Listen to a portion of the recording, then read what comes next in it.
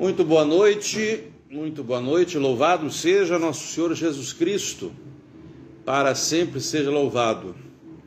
Fazia um tempo que nós não nos víamos por aqui, não é isto? Fazia um tempo, mas nós vamos conversar hoje de noite sobre dois assuntos muito sérios, muito sérios. Antes de qualquer coisa, se você ouvir aí uma música de carnaval como fundo, não é o bispo pulando o carnaval, não. Até porque o bispo tem horror de carnaval e é contra o carnaval, inclusive. Mas é porque aqui nós temos um salão aqui perto que faz ensaio de músicas de carnaval. E eles estão a toda ali. Olhe, hoje à noite nós vamos conversar sobre um assunto que, antes de eu tratar sobre ele, eu quero esclarecer um ponto fundamental. Este assunto eu vou tratar como uma opinião pessoal,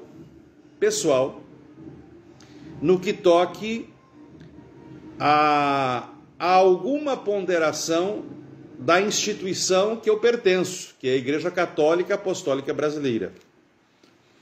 A nossa Igreja Católica Apostólica Brasileira, em nenhum momento, ela tratou dos temas pena de morte e castração total ou química. Não há nenhum documento na história da Igreja Católica Brasileira, desde o seu primeiro concílio de 1965 até o tempo atual, sobre esta temática. Então, o Código Eclesiástico da nossa Igreja e nenhuma outra legislação complementar trata deste tema. No entanto, a ICAB ela é uma igreja de tradição católica latina, uma instituição que desvinculou-se da Igreja Católica Apostólica Romana, e nesta temática, pena de morte e, no caso, a castração total ou química para abusadores sexuais. Quando a gente busca fundamentos na Bíblia, na Sagrada Escritura, e busca fundamentos no Código de Direito Canônico da Igreja Católica Romana e no Catecismo da Igreja Católica Romana, de maneira especial aqueles do ano de 1917, da onde a Igreja brasileira, digamos assim, juridicamente ainda não existia. Então, o primeiro ponto a esclarecer, essa conversa de hoje de noite é uma visão pessoal de um bispo que pertence à Igreja Católica Brasileira, mas eu não estou falando pela Igreja Católica Apostólica Brasileira. Mas eu darei a minha visão pessoal. Já antecipo que a minha resposta tanto para a pena de morte como para a castração total ou química é sim, eu sou a favor. E aí nós vamos entrar então agora neste tema, que é um tema muito sério, muito polêmico. Muitas pessoas não gostam de tratar sobre este tema, porque consideram ele um tema melindroso, um tema delicado. Eu fico pensando, o que é melindroso, por exemplo, para isso que deu agora, que aconteceu ontem aqui no estado do Rio de Janeiro, mas que já repercutiu na mídia do Brasil inteiro, quiçá fora do Brasil. Como ser melindroso, por exemplo, em tratar do assunto de um pai que estupra uma filha de 27 dias? A gente pode ser melindroso para tratar de um assunto que é afrontoso? Não. Só os loucos, só os desregulados, só os sem senso, só os boçais da vida não tratam do assunto com a gravidade com que ele deve ser tratado. Citei o caso desta menina. Desde o início do ano, até a presente data, pesquisas que eu fiz hoje em função do tema aqui, que está aí no Facebook, que está no Facebook, não, desculpe, que está aí nas páginas do Google e coisa parecida, do início do ano até a data de hoje, no Brasil, já foram registrados mais de 2.000 casos de pedofilia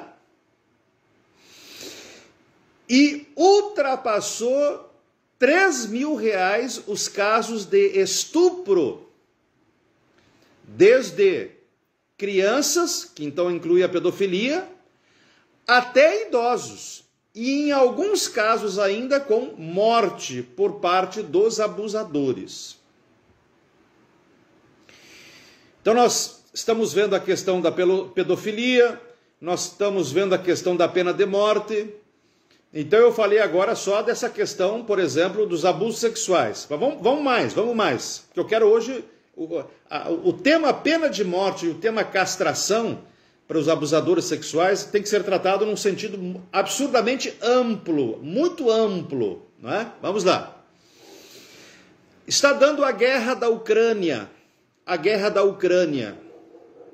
A gente fala da Ucrânia porque é o que a mídia está tratando de maneira mais efetiva na televisão, mas existem outras guerras por aí. Há pouco tempo era o Estado Islâmico que tomava conta de vários lugares e que, pelo simples fato de você usar uma cruz, eles matavam.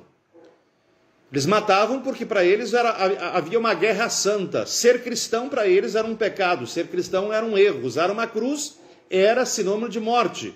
Se o camarada não aderia a qualquer sistema da famosa lei da Sharia deles, era pena de morte. Se o camarada tivesse qualquer conduta pessoal, moral, que não fosse de acordo com o conceito religioso deles, era pena de morte. A Ucrânia agora está nessa guerra, russos matando ucranianos matando russos. O mais curioso dessa história toda é que padres ortodoxos da Igreja Ortodoxa Russa, na Rússia, rezam e benzem os que vão morrer pela Rússia, e os padres da Igreja Ortodoxa Russa, mas que são sediados na Ucrânia, rezam e benzem os ucranianos que vão morrer matando também os russos. Ou seja, a religião usando de maneira que não tem um nome para se dar, usando Deus. Como será que Deus fica nessa situação? Do lado de quem Deus está? A pena de morte sobre os jovens que não querem morrer da Rússia e da Ucrânia, mas que são obrigados pelos seus governos a ir matar-se. A pena de morte que os governos decretaram sobre os seus soldados. A pena de morte que os governos aplicaram aos seus soldados. A pena de morte que jovens russos e jovens ucranianos se auto-infligem. De que lado Deus estaria? Qual missa é a certa? Qual bênção é que vale? Então nós temos as guerras, nós temos a questão inicial lá, que nós falamos da questão dos abusadores sexuais, desde a questão da pedofilia, que é uma doença, mas que não deve ser menosprezada enquanto crime, e dos abusadores sexuais, dos voluntariosos, dos descomedidos ou dos doentes mentais, inclusive, mas que também, sob a égide da visão do crime cometido, não se pode deixar de ser visto. A pena de morte sobre, por exemplo, bebês que são abortados.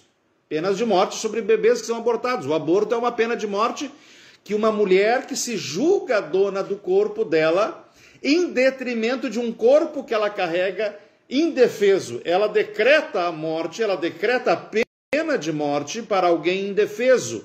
Então, o aborto também é uma forma de pena de morte. Boa noite, Padre Clécio, Deus te abençoe. Valdemir, Padre Valdemir, boa noite. Virgínia, boa noite. Eu não sei mais quem está aqui, Cristiane Ferreira, enfim. A todos que estão chegando, boa noite. Só para não me perder aqui no assunto. Muito bem.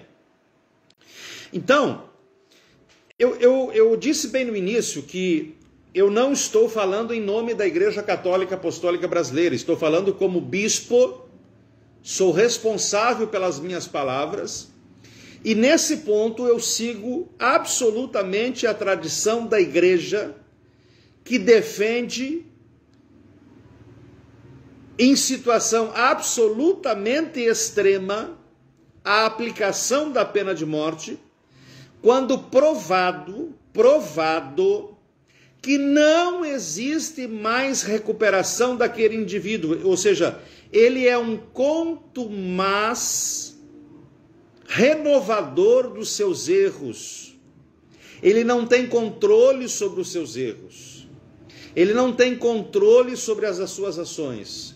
Se solto for, ele vai cometer o mesmo crime. E mesmo dentro da prisão, se ele tiver a oportunidade de cometer, ele vai cometer, porque aquilo está nele. Está nele. Alguns, a psiquiatria já mostrou que existe graus gravíssimos de distúrbio e graus gravíssimos de um descompasso da regularidade da vida, ou seja, a pessoa ela tem uma desconexão com a vida e com a realidade da vida, e ela de alguma forma permite que extrapole dela, mas que assole a ela a sua realidade má, não é? O que diz a igreja, então, historicamente, a respeito disso? Vamos ver o que não a igreja, vamos ver o que diz a Bíblia. A Bíblia, a palavra de Deus. Bíblia de Jerusalém, Bíblia de estudo, a melhor Bíblia que existe, que tem sobre estudo. O que diz a Bíblia sobre a pena de morte? Nos tempos bíblicos, a pena de morte, ela era um assunto definido. Não se discutia. A pena de morte, ela existia. Ela fazia parte do dia a dia. Ela era uma sentença estabelecida para os grandes criminosos. Para os criminosos irrecuperáveis. Deixa eu fazer um parênteses aqui. Eu estou falando sobre isso dentro de um contexto sempre de que a pena de morte para um bandido contumaz e os dois temas, e a castração de pedófilos ou de abusadores sexuais, em outros termos, como no estupro de adultos ou de vulneráveis como idosos, ou mesmo de crianças, que é a pedofilia. Estamos falando desses dois temas. A pena de morte capital, ou seja, aquela que retira a vida de alguém, e, entre aspas, a pena física. Antes de continuar, que eu ia tratar agora sobre essa questão da Bíblia, alguns poderiam dizer assim: mas nos países que já aplicam, por exemplo, tanto a pena de morte como a castração, poucos são os resultados. A pena de morte existe em torno de 60 a 70 países. E a castração química ou total existe em torno de 30 países. Dentre eles, Noruega, Suécia, Rússia, Polônia, Finlândia, alguns estados dos Estados Unidos, Israel, alguns países africanos, Austrália. Existe a pena da castração total ou da castração química. A castração química são injeções. E a castração total é a retirada realmente dos testículos. Ou seja, inviabiliza 100% o homem de ter qualquer tipo de relação sexual. Muito bem. Então, aqueles que são contra tanto a pena de morte como a castração, por exemplo, diriam assim: olha, temos que exercer a misericórdia, temos que entender que, por exemplo, a pedofilia é doença.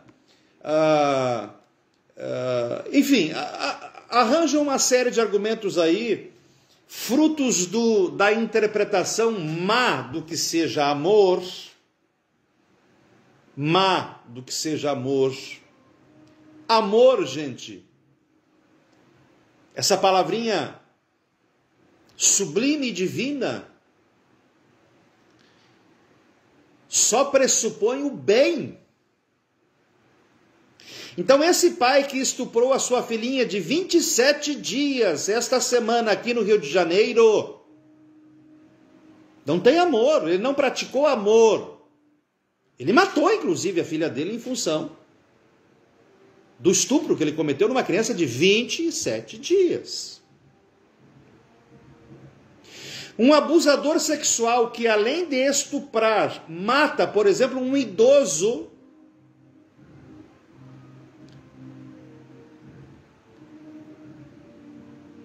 ele não cometeu amor. Qual é a misericórdia sobre ele? Qual foi a misericórdia que ele teve sobre aquele idoso indefeso, sobre aquela criança indefesa? Qual foi a misericórdia que os ladrões de hoje, de moto ou de outras coisas, tiveram com aqueles que eles mataram hoje por causa de um telefone, por causa de uma bolsa? Qual foi a misericórdia dos ladrões que hoje sequestraram pessoas, bateram nelas, quebraram a cara delas, amarraram elas, entre aspas, quase mataram elas no sentido psicológico, por causa de algumas migalhas financeiras? Qual é o amor que tem aqueles que se matam numa guerra?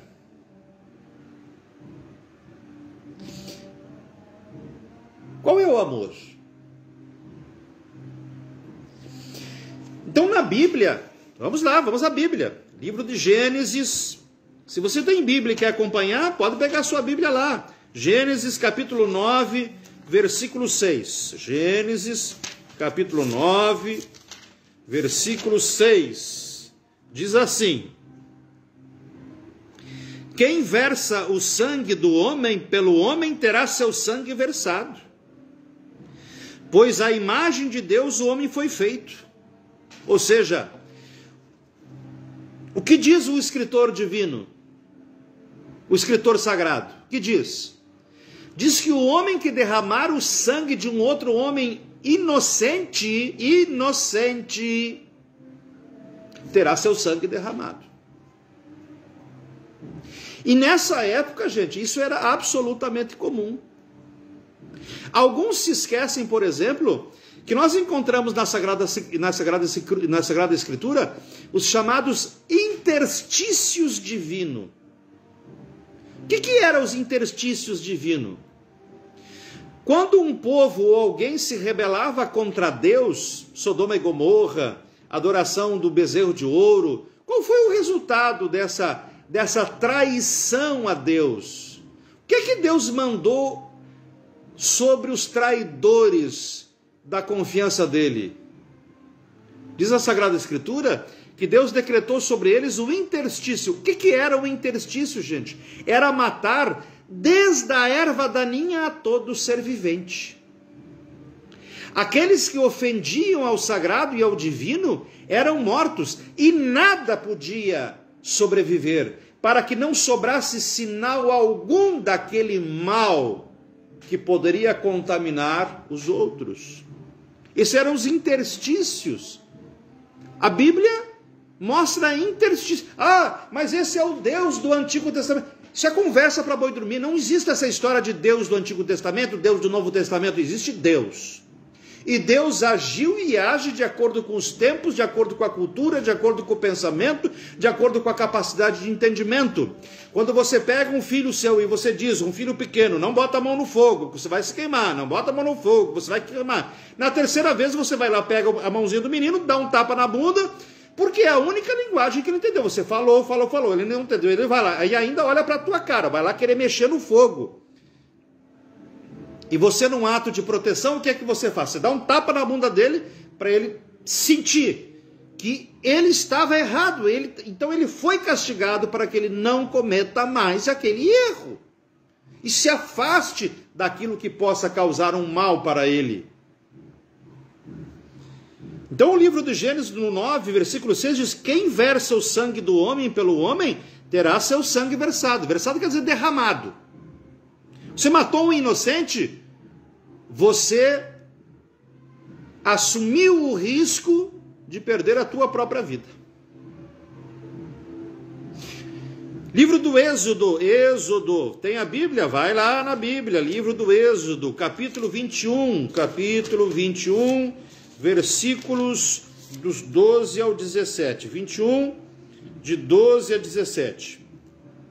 Diz lá: quem ferir a outro e causar a sua morte, será morto.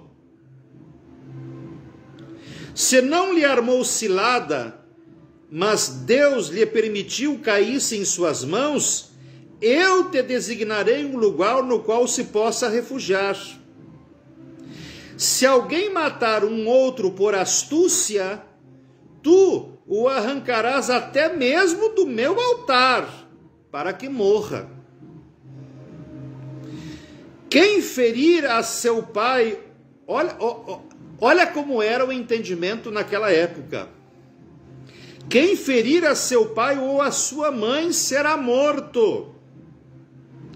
Quem raptar alguém e o vender ou for achado na sua mão será morto. Quem amaldiçoar a seu pai ou a sua mãe será morto. Barbaridade! Essa é a Bíblia. Isso aqui não é o Dom Duarte falando, isso aqui não é a igreja falando. Você quer discutir com Deus, aí o problema é teu. Mas nessa época era assim. E perceba você que nessa época, porque o livro trata disso, principalmente no versículo 15 aqui dessa parte da leitura do Êxodo, do capítulo 21, que nós lemos, versículo 15, ele trata ali sobre a questão, por exemplo, da relação dos filhos para com os pais. Perceba que a relação dos filhos... Você já imaginou se essa regra aqui fosse colocada em prática nos tempos de hoje, onde os filhos dão tapa na cara dos pais? Aonde os filhos mandam os pais para qualquer lugar, menos para um lugar santo? Aonde os filhos desrespeitam os pais de maneira as mais absurdas possíveis?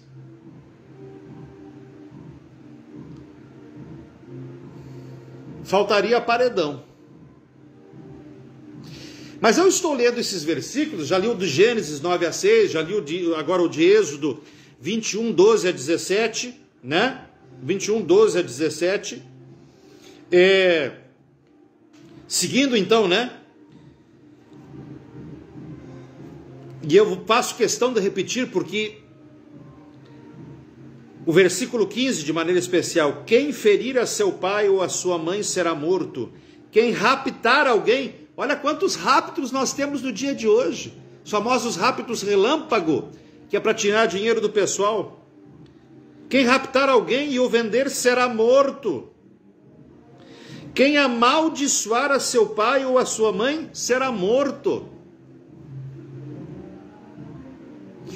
Êxodo 22, 18 a 20. Êxodo 22, é só virar a página, se você tem a Bíblia de Jerusalém. 22, 18 a 20. Meus óculos estão ruins hoje. Está aqui. Trata de questão moral. Quem tiver coito com um animal será morto.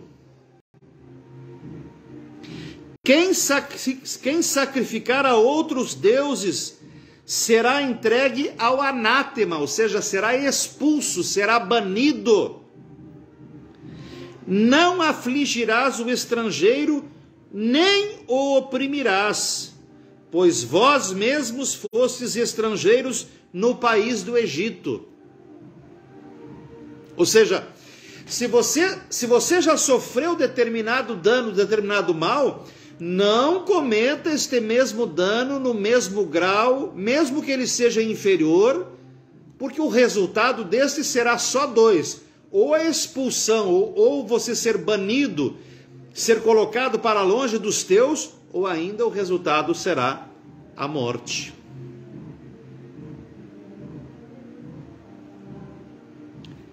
É a Bíblia. É o Dom Duarte. Não, não é o Dom Duarte. É a Bíblia.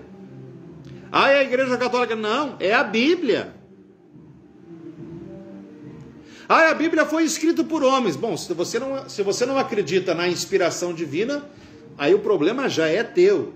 Estou tratando a temática a partir da visão cristã católica. Vamos para o Novo Testamento, São Lucas, capítulo 23, de 22 a 25. São Lucas, Mateus, Marcos, Lucas, aqui, capítulo 23. O Novo Testamento dá uma suavizada. São Lucas, capítulo 23, do 22 ao 25, tá? 23, dos 22 ao 25. Diz assim: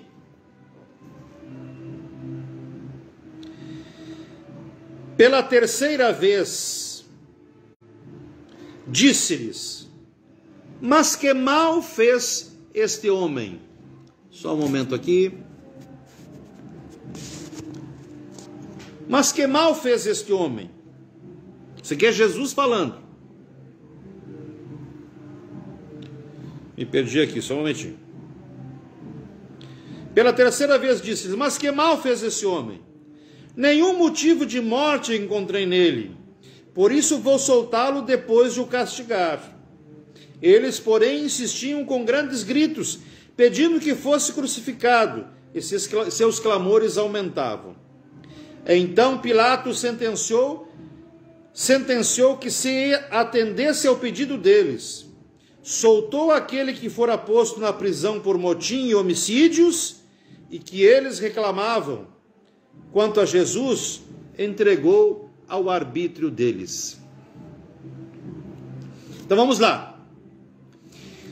Tanto no Antigo Testamento como no Novo Testamento, a pena de morte é um assunto do dia a dia, era normal. Por óbvio que sim, retirando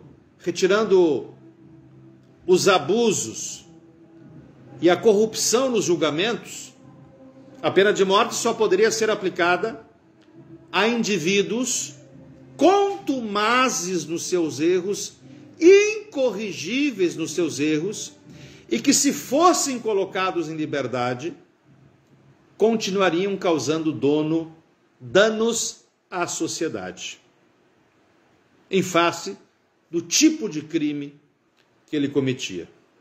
Por óbvio que se está a falar de crimes que atentam contra a grave moral e contra a vida. No Novo Testamento, ao tempo de Jesus, essa temática ela continuava existindo. Ela existia. Era comum. Então perceba você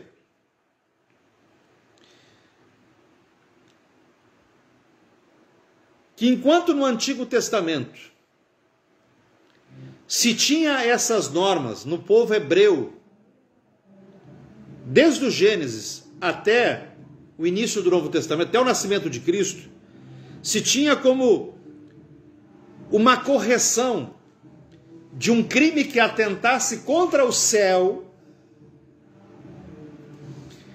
No tempo de Jesus, já com o Império Romano instalado, as penas de morte já não eram aplicadas tanto para o conceito religioso, em função de um conceito religioso, mas elas eram aplicadas em função de um conceito de crime contra o Estado, contra a sociedade, por consequência, contra o Estado. Mas a pena de morte continuava existindo. Muito bem. Atos, capítulo 25, de 10 a 12. Atos dos Apóstolos, capítulo 25, de 10 a 12. Diz assim: Paulo, contudo, replicou: estou diante do tribunal de César, onde devo ser julgado. Nenhum mal fiz aos judeus, tu o sabes perfeitamente. Mas se sou realmente culpado, se cometi crime que mereça a morte, não recuso morrer.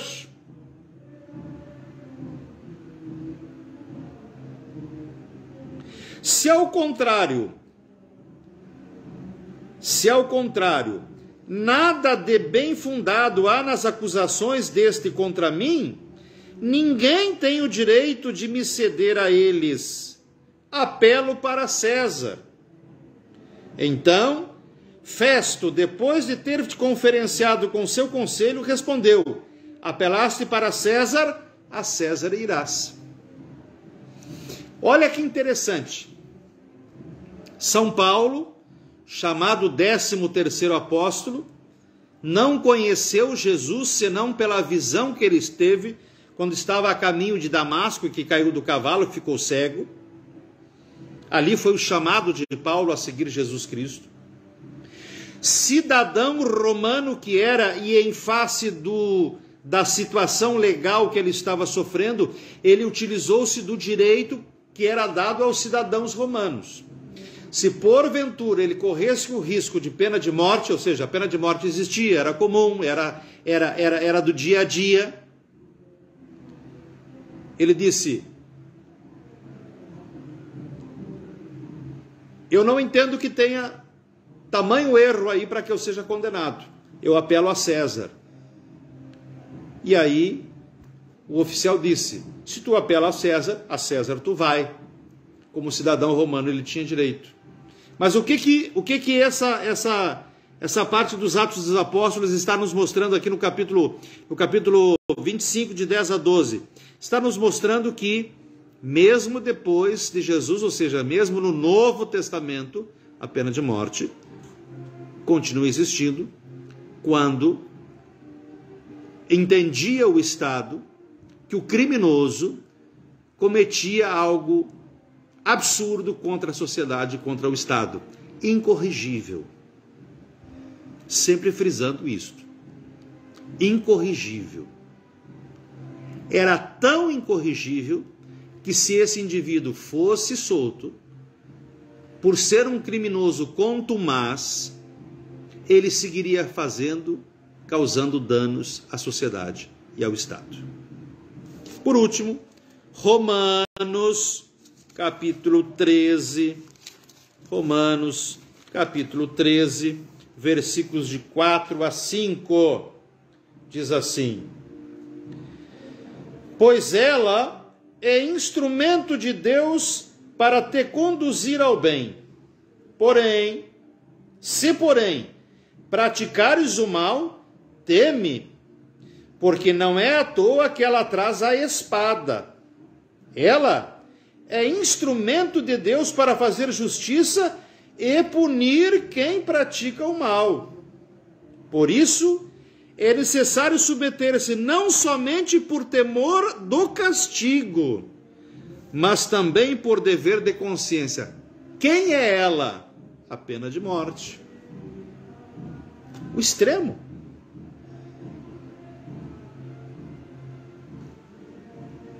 Bom, essas são as citações da Bíblia. Eu diria que as mais claras. Embora nós tenhamos várias passagens, principalmente no Antigo Testamento, que tratam ali de algumas sentenças aplicadas de maneira especial àqueles que traíram a Deus. Por exemplo, Deus decretou a pena de morte do faraó e de todo o seu exército, quando ele, de forma contumaz, desafiou e não cumpriu os acordos feitos, quando o povo de Deus estava fugindo do Egito. O perseguiu até o mar, queria atravessar o mar para pegar o povo de Deus que já havia atravessado. O que aconteceu? O que diz a Bíblia? Quando o povo de Deus já estava em espaço seguro, Deus manda que o cajado do seu profeta desça e as águas voltam e mata todo o exército do faraó e o faraó. Um interstício contra um povo que estava perseguindo o povo eleito de Deus.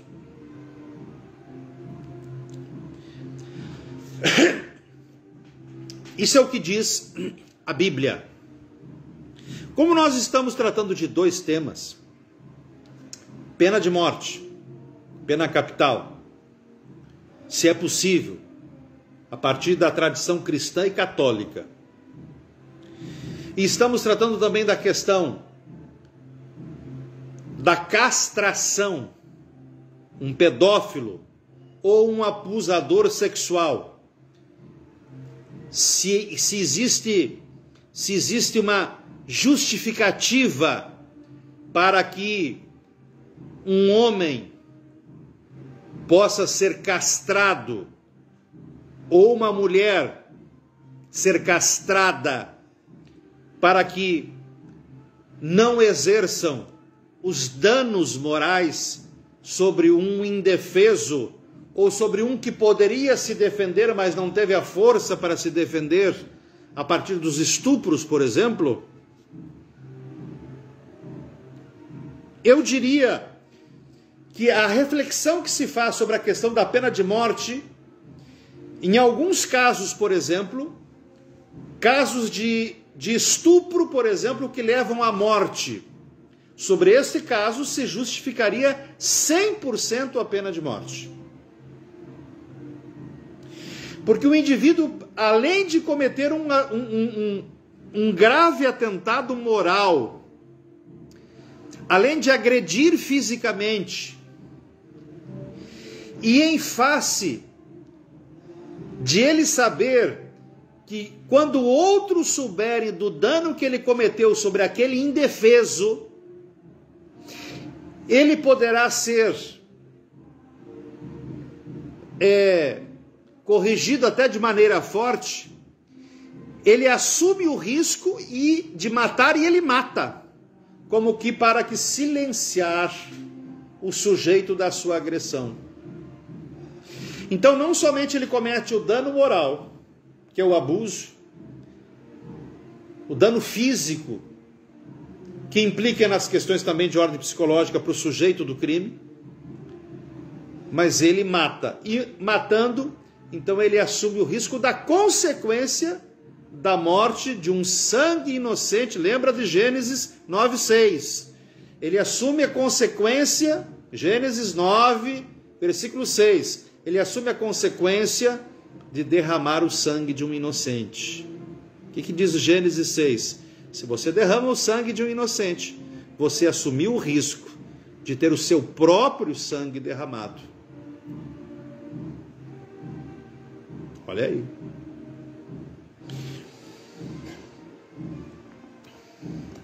O direito canônico, ou seja, as leis da Igreja Católica Apostólica Romana, seja no Código de Direito Canônico de 1917, onde a Igreja Brasileira ainda não existia juridicamente, seja no Código de Direito Canônico de 1983, e no Catecismo, eles defendem, diga-se passagem, é a única instituição que defende de maneira absolutamente clara, nas suas leis e no seu catecismo, a possibilidade da pena capital. A ver, então. Isso está no artigo 5, que trata do 5º mandamento: não matarás. Artigo 5º, número 2258. A vida humana é sagrada porque desde a sua origem ela encerra a ação criadora de Deus e permanece para sempre numa relação especial com o Criador. Seu único fim. Só Deus é o dono da vida, do começo ao fim. Ninguém, em nenhuma circunstância, pode reivindicar para si o direito de destruir diretamente um ser humano, olha a palavra final, inocente.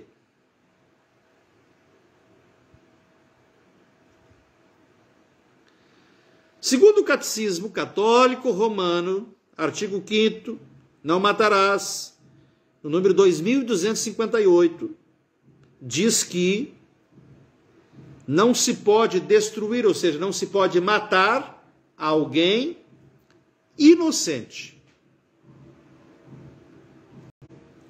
Mas vamos à frente. Existe uma coisa que a igreja, então, a tradição católica, agora se estenda isso para além da própria Igreja Católica Romana, a tradição católica, desde sempre, embasada inclusive na Sagrada Escritura, ou seja, não é invenção da igreja, é a Bíblia. Quer discutir? Discute com Deus. Trata da chamada legítima defesa.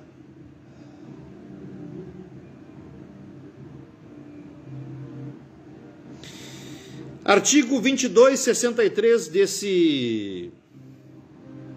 Número 2263 desse artigo 5º, não matarás.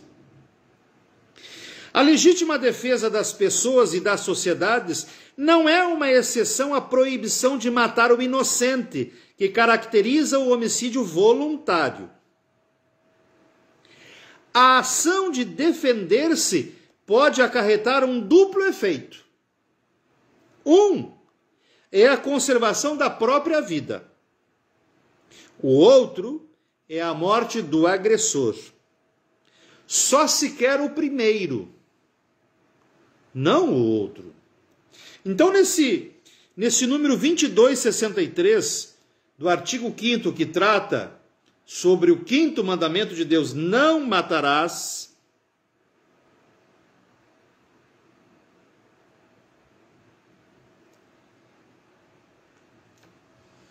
diz que,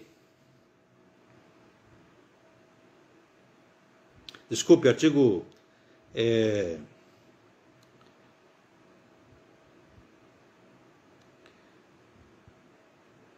6º mandamento, né? 5º mandamento é honrar pai e mãe, desculpe. Que trata então do mandamento não matarás. Diz que, se for necessário eu me defender, que eu faça de tudo, absolutamente de tudo, para não cometer a grave ação de chegar ao ponto de causar ao outro o que talvez o outro esteja querendo causar a mim. Ou seja, se o outro quer me matar, mas se for possível eu me defender de uma forma em que eu não morra, mas também não mate ele, isso é preferível. Mas, se nesse embate não for possível, com todo o esforço, conscientemente, eu evitar a morte do outro, em função da minha vida, se for essa a consequência, entre a minha vida inocente de algum agressor maldoso, a minha vida e não a dele. É o que diz. Catecismo Católico Romano, número 2263, o 5º mandamento, não matarás.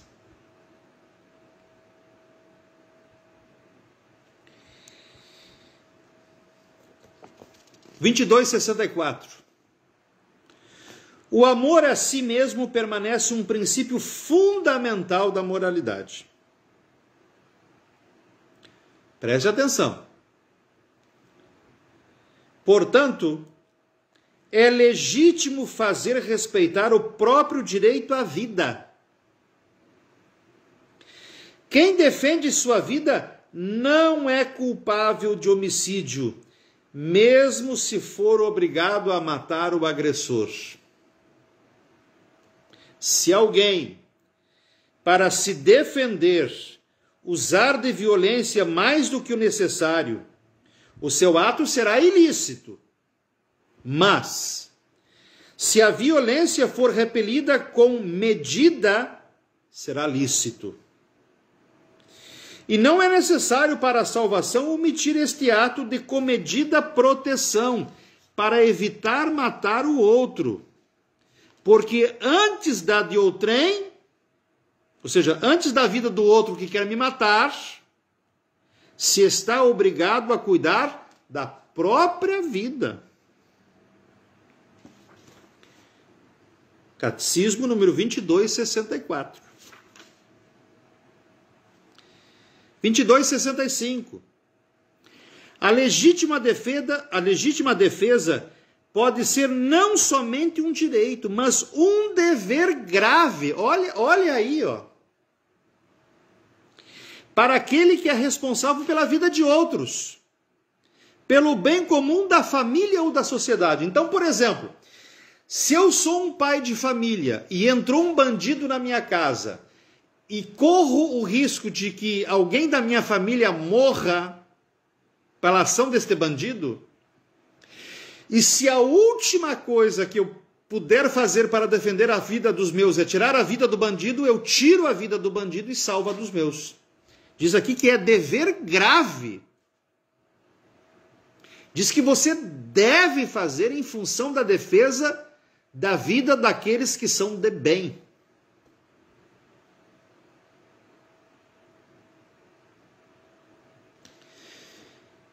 Isso da família. Da sociedade, um policial.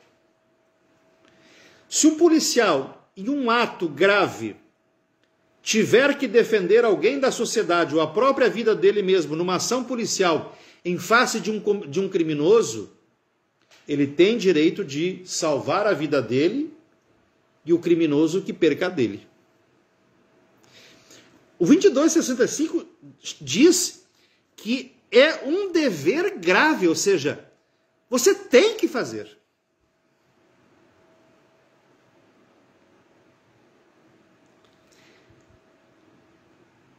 Um inocente, quando entrega a sua vida, por exemplo,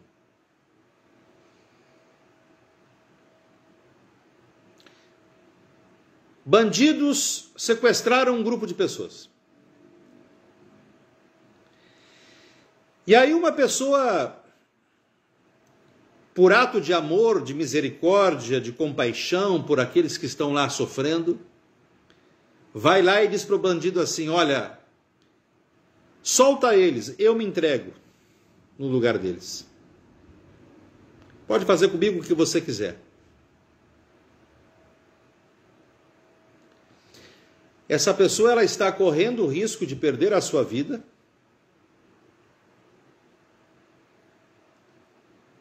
A isso nós chamamos de martírio.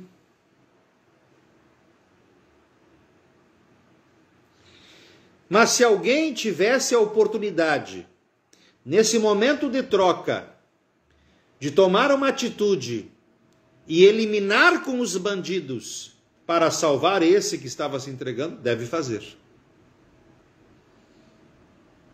Para salvar uma vida inocente, como diz o número 2258 do 5º mandamento: não matarás.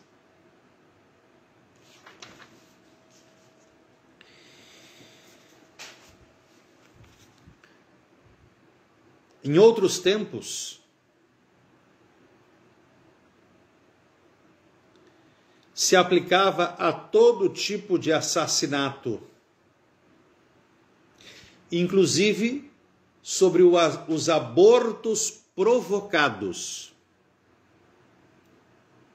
o aborto deliberado, onde a mãe não aborta de maneira natural ou por uma deficiência física. Também aí era aplicada a pena de morte.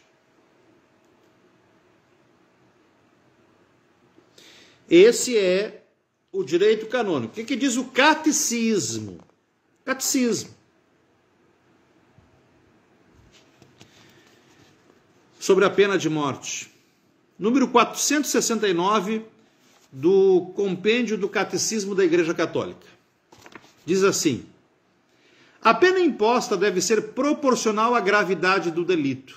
A pena imposta deve ser proporcional à gravidade do delito.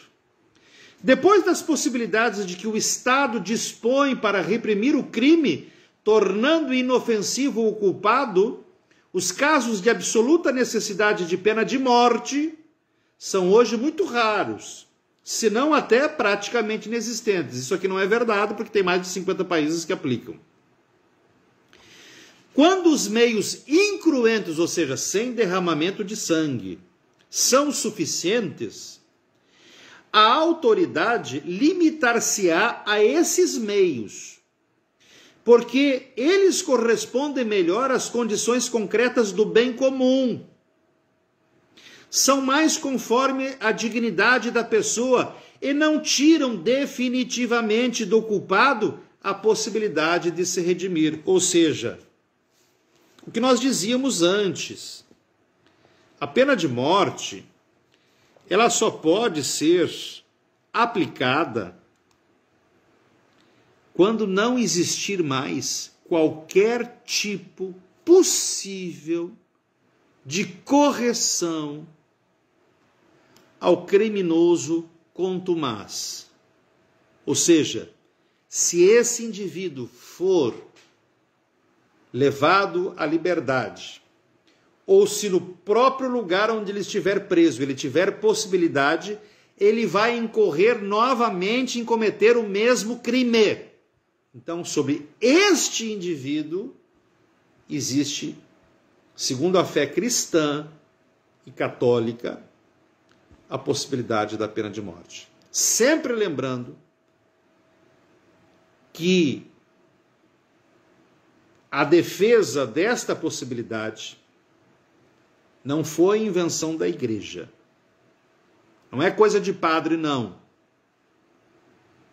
Se tu acha que isso está errado, é muito simples.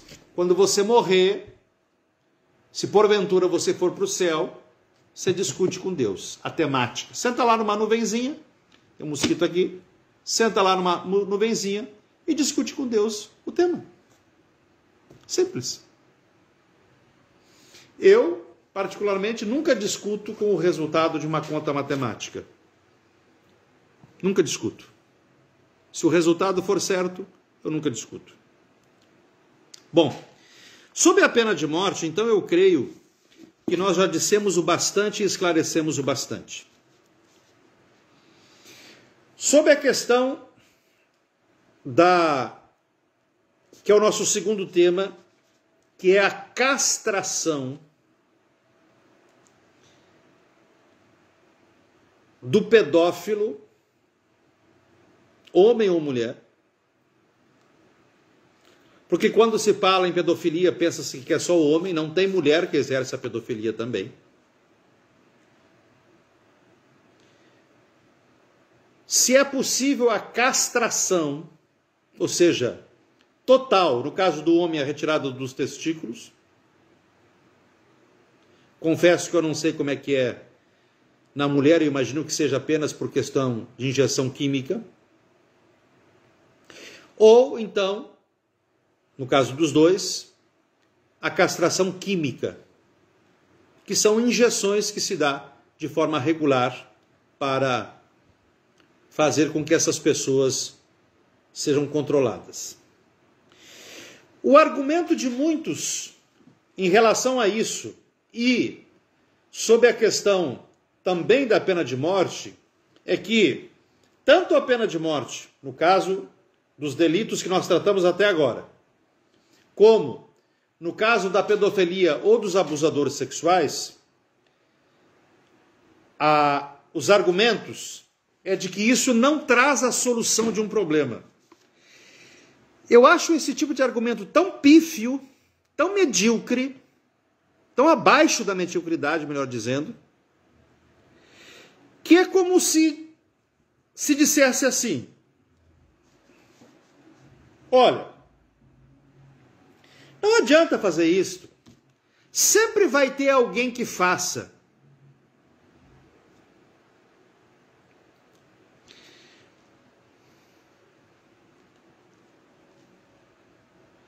Então, se sempre vai ter alguém que faça, porque nasce gente todos os dias, e poderá nascer outros com esses mesmos problemas, então eu não vou usar de nenhum tipo de correção.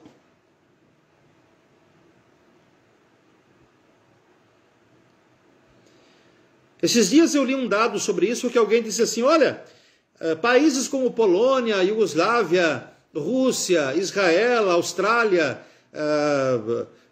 Inglaterra, Suécia, Dinamarca, alguns estados dos Estados Unidos, eles têm lá a castração ou total ou química, e em muitos lugares os casos aumentaram. Tá bom. Vamos pressupor que esses dados sejam verdadeiros, e devem ser. Se não tivessem castrado, podado a possibilidade desses outros delinquentes, se não tivessem podado o direito deles, se não tivessem podado a incapacidade deles de regular o seu próprio comportamento através da castração, os dados seriam maiores. E volto a repetir, o que é que se faz com o pai desta menininha que ontem estuprou a sua filha de 27 dias, que levou à morte deste bebê? Nesse caso, eu como cristão e católico, segundo a tradição, segundo o catecismo, segundo a palavra de Deus, que eu dei aí vários capítulos e versículos do Antigo e do Novo Testamento, a pena de morte. Sem dó.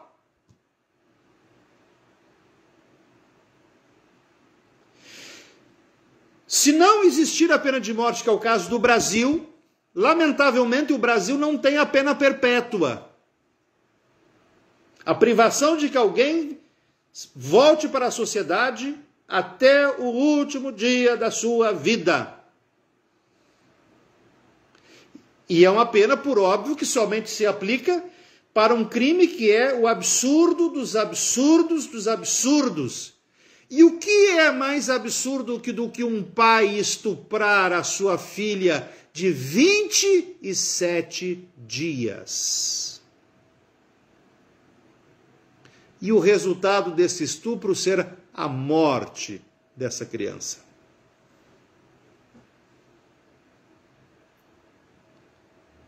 Será que haverá algum canalha que ousará? Ah, é doente.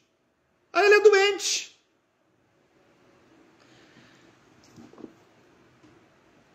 O catecismo e o direito canônico da grande igreja deixa clara. A estes que são contumazes e incorrigíveis, para que não causem mais dano nem à sociedade, nem ao Estado, e nem a si mesmos,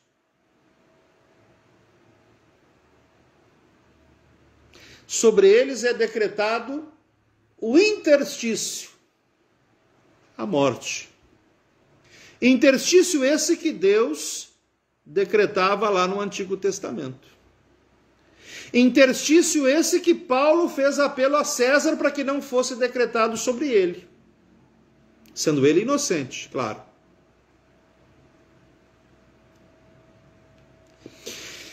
Então, no caso da pedofilia e dos abusadores sexuais, hoje deu aqui nos jornais que todo mundo assistiu.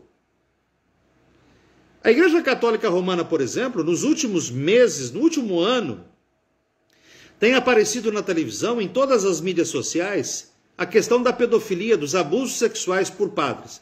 Ontem deu nos todos os jornais, é público, está em todas as mídias, os abusos de 70 anos, aonde 77% dos abusadores em Portugal eram padres. Ou seja, abusadores da instituição, desses abusadores, 77% eram padres. É óbvio que essa questão desses graves problemas de ordem moral não existe só na Igreja Católica Romana. Não! Problemas morais graves existem na Igreja Católica Romana, na Igreja Ortodoxa, na minha Igreja Católica Brasileira, na Igreja Anglicana, nos protestantes diversos, nas religiões orientais. Gente bandida, gente safada, gente pequena, gente imoral, gente indecente, isso tem em todas as religiões.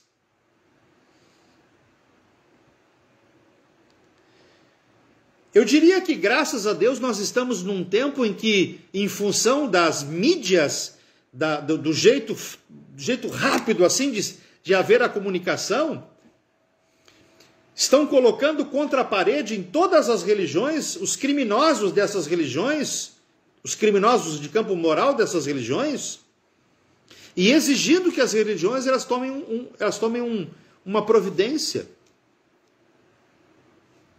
Quando eu vejo que alguém diz assim, mas na Igreja Romana aconteceu tanto crime. Gente, as igrejas antigas, tradicionais, apesar das barbaridades históricas que aconteceram nelas, inclusive na minha, em alguns momentos, são indivíduos, gente. Indivíduos. Sim, muitas vezes os bispos têm culpa de colocar as mãos. Às vezes o bispo sabe quem é o indivíduo. Mas às vezes o bispo acredita que numa conversa, numa coisa, o indivíduo vai se corrigir. Não funciona assim. O bispo assume o risco. Assumiu o risco de impor as mãos sobre alguém que não poderia ser ordenado sacerdote. É simples assim. Então, os tempos modernos estão colocando uma pressão sobre as igrejas para que elas saibam escolher os seus membros, saibam selecionar os seus membros. Você veja que essa questão toda não trata, por exemplo, da questão da homossexualidade, que é uma questão de gênero, que é uma questão de que ninguém explica, a igreja não explica, a ciência não explica, a psicologia não está se tratando de um homossexual ou de uma lésbica, seja o que for aí, que tem a sua vida, entre aspas, regrada no sentido de que não tem desvios no campo, por exemplo, da pedofilia. Não está se tratando desses, está se tratando de abusadores. O pedófilo, está se tratando de estupradores, homens ou mulheres que estupram meninos ou meninas, jovens ou jovens, homens, mulheres, idosos, indefesos. E sim, a castração, eu defendo ela total. Um pedófilo tem que ser castrado. Um abusador sexual tem que ser castrado.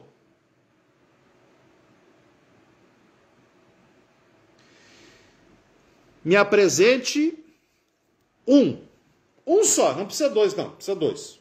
Um pedófilo que deixou de ser pedófilo. Me apresente um estuprador que deixou de ser estuprador.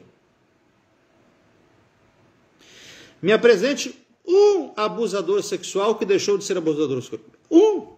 Não quero dois. Um.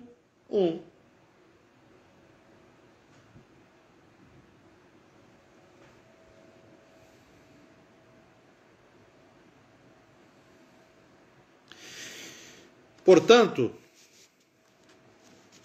Eu não tenho nenhum melindre em tratar desse assunto. Como cristão, como católico, como bispo da minha instituição, e repito o que eu disse no início, não estou falando em nome da minha instituição. A minha instituição, católica, apostólica, brasileira, até hoje, não deliberou oficialmente sobre essas duas temáticas. Não deliberou. Então, não estou falando pela minha igreja. Estou falando pelo meu pensamento pessoal. Que eu embaso na Sagrada Escritura, no direito canônico de 1917 e 1983 e no catecismo católico romano. Porque a minha igreja, na sua legislação, não trata deste assunto. Mas se não houvesse o direito canônico e nem o catecismo, eu me embasaria exclusivamente na Bíblia. E para mim seria o suficiente. A castração, assim como a pena de morte, não levará ao fim dos pedófilos e abusadores sexuais e de outros bandidos que, desequilibrados, contumaces no exercício da maldade que lhe é própria, a pena de morte também não vai resolver, porque continuará nascendo gente no mundo com esse tipo de propensão. Então, não é porque a castração e a pena de morte não resolva definitivamente o problema, porque não vai resolver, porque tem a ver com questões psicológicas, psiquiátricas e etc., que eu vou deixar de diminuir, se possível for, esses crimes. É obrigação moral do Estado aplicar estas penas para impedir, se 10 tivessem que morrer, se eu conseguir poupar a vida de 7, só morrerá 3. E se eu conseguir salvar apenas a vida de 1 e que morra 9, mas se eu puder salvar 1, eu salvarei 1, aplicando essas penas.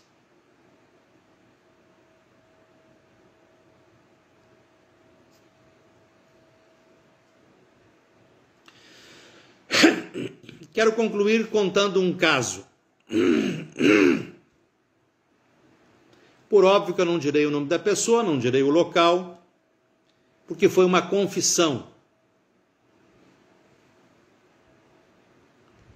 Eu uma vez atendi um caso assim. Um caso de pedofilia. A pessoa que cometeu o ato veio confessar-se.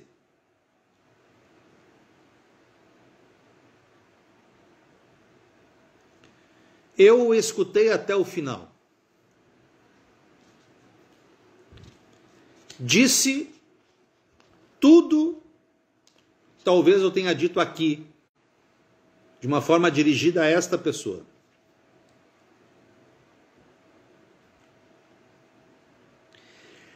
Aconselhei o que era possível a alguém com o desequilíbrio que essa pessoa tinha, mas com a consciência de que esse conselho não atingiria de fato a razão dessa pessoa, até porque era uma pessoa indiscutivelmente com distúrbios psiquiátricos.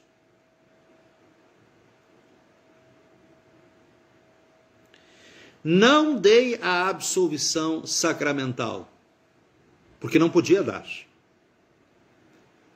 Não houve arrependimento,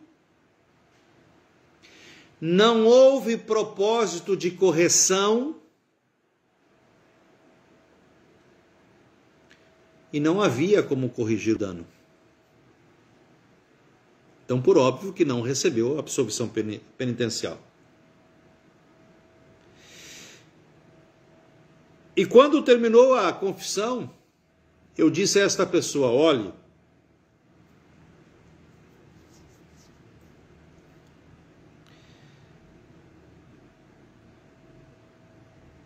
você sabe que você é um mal social.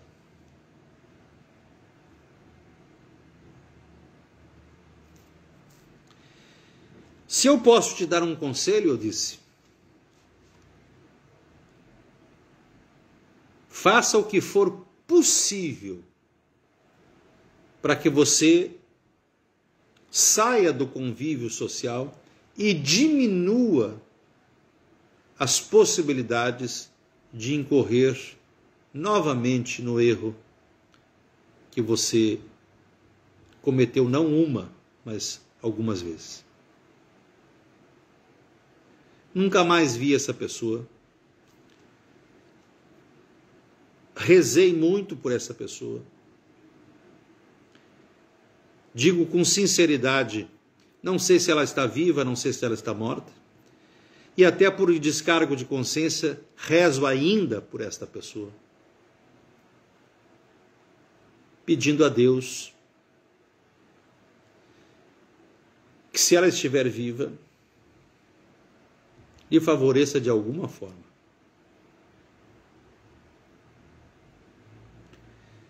Então eu concluo dizendo assim: esse é um assunto que dispõe de muita conversa, mas, religiosamente falando,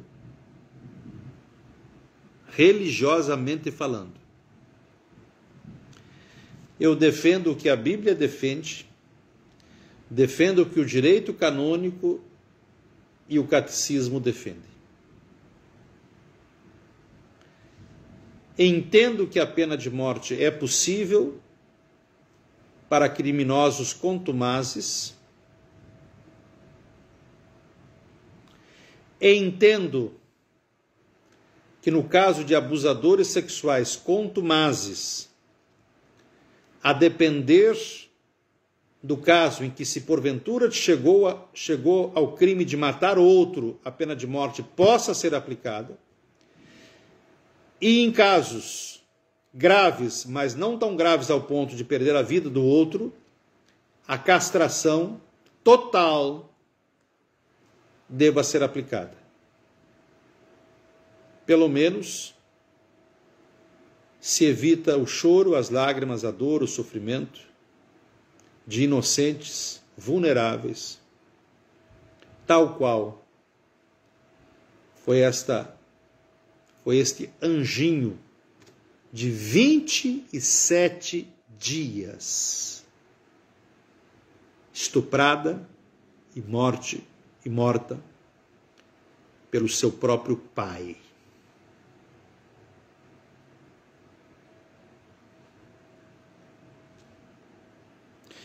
Eu não acredito que qualquer oração minha ou de quem quer que seja trará o perdão divino para este homem. Não acredito. Razão pela qual não rezo por ele. E não rezarei.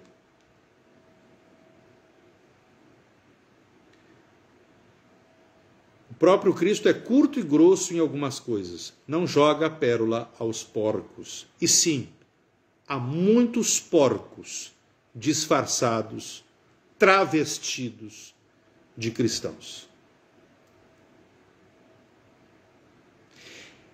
Esse aqui que vos fala tem muitos pecados, muitos já cometidos, que causaram danos aos outros, que causaram dano somente a mim, de arrependimento, pedido de perdão, de correção.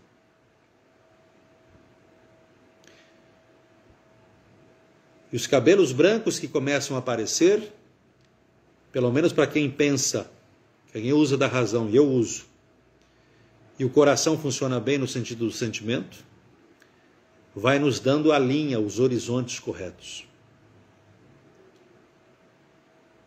Alguém poderia dizer para mim assim: ah, mas você se esqueceu daquele texto de Jesus com Maria Madalena, atire a primeira pedra que não tiver pecado. Esse é um discurso de hipócrita. Isso é discurso de hipócrita. Isso é um discurso de covarde. Isso é um discurso de medíocre. Porque quando Jesus tratava de Maria Madalena, ele sabia que ali havia uma mulher boa, que não fazia o que fazia porque ela queria fazer, que fazia o que fazia por causa da circunstância, do mundo ao qual ela era sujeita. Porque Maria Madalena não era aquilo. Então esse é um discurso de hipócrita, que quer defender o indefensável.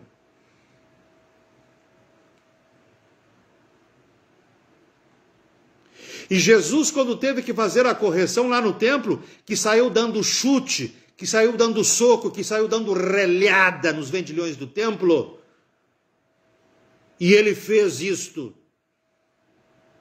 E teve gente que recebeu chute, teve gente que recebeu chicotada de Jesus. Porque Jesus não é hipócrita. Pecados todos nós temos, e talvez no último momento da nossa vida ainda vamos ter. Isso não exime a nenhum de nós de ter de pagar pelas besteiras que nós cometemos nesta vida. Que a justiça que se sobreponha sobre nós seja justa. Mas que a justiça, por ser justa, não impeça que eu, por exemplo, pague pelos meus erros. Porque dos meus erros eu tenho que pagar. Principalmente se eles foram voluntários. Principalmente se eles foram conscientes. Vale para mim e vale para ti. Então o discurso hipócrita, atira a primeira pedra que não tiver pecado. Esse discurso só vale para quando aquele que estiver sendo julgado injustamente. Do contrário, é hipocrisia. Sobre a proteção de São Miguel Arcanjo, príncipe dos exércitos de Deus, do nosso santos anjos da guarda, suplicar e pedir a Deus que derrame as suas bênçãos sobre cada um de nós, da nossa família, nos proteja de todas as ciladas e insídias de Satanás, nos conceda a graça de poder caminhar nesse mundo com mais tranquilidade, que nos faça instrumentos dessa boa nova maravilhosa que o mundo insiste em não querer aceitar, mas que ele continue nos dando força para nós que ainda queremos, apesar das nossas limitações, levá-la à frente. Nos conceda essa graça de ser perseverantes na fé. Desça sobre você e sobre a família a bênção de Deus Todo-Poderoso, pela intercessão do glorioso São Miguel Arcanjo, príncipe dos exércitos de Deus, do teu anjo da guarda, da bem-aventurada Virgem Maria. Desça a bênção de Deus, que é Pai, que é Filho e que é Espírito Santo. Amém. Eu sei que o tema foi forte, foi duro, foi pesado.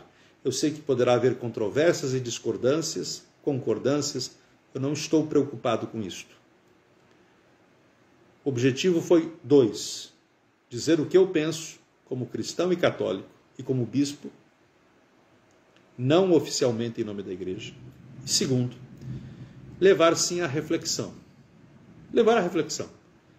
Fazer com que pessoas pensem a respeito do assunto sem qualquer tipo de melindre. Um grande abraço, Deus abençoe. Se você achar que é importante, pode compartilhar. É livre para você compartilhar.